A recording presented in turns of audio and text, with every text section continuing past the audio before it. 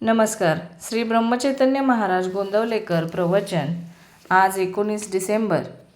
वेदांत हा रोजच्या आचरणात आणला पाहिजे.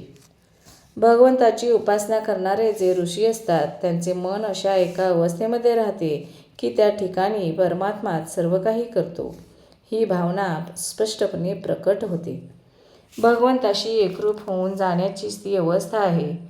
ऋषींचा मीपणा नष्ट झालेला असल्याने मी करतो, मी बोलतो, मी काव्य रचतो ही भावनाच त्यांना नसून परमात्मा करतो, परमात्मा बोलतो, परमात्मा मंत्र रचतो असा स्पष्ट आणि खरा अनुभव त्यांना येतो.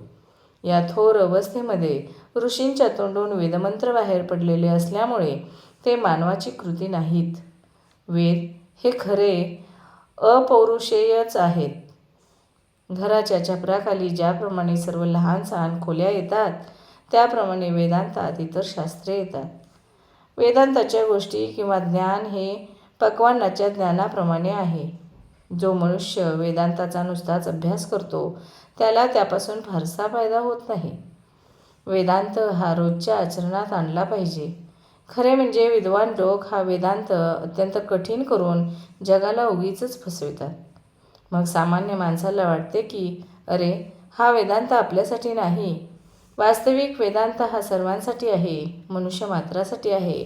वेदांताशिवाय मनुष्याला जगताच येत नाही. आपले आकुंचित मन विशाल करणे, आपण स्वार्थी आहोत ते निस्वार्थी बनणे हेच खऱ्या वेदांताचे मर्म आहे.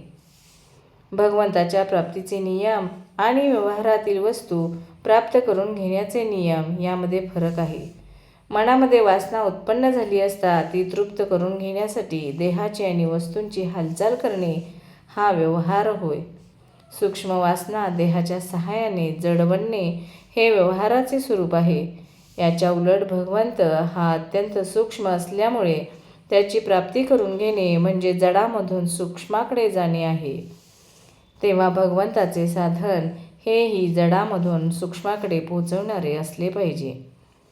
जड देहाशी संबंधित आणि सूक्ष्माशी निकट चिकटलेले असे साधन असेल तर ते एक नामच होय. जो नामात राहिला त्याचा वासनाक्षय झाला. पुष्कळ वेळा चांगले अधिकारी जीव एखाद्या लहानशा वासनेमुळे अडकून पडतात. मग ते अध्यात्मदृष्ट्या चांगल्या कुळामध्ये जन्म घेतात. तिथे त्यांची वासना तृप्त व्हायला वेळ लागत नाही, म्हणून ते लहानपणीच जग सोडून जातात.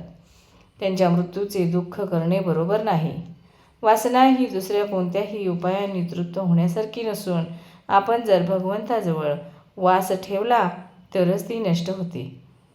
वासना नष्ट झाली की बुद्धी भगवत स्वरूपच होईल.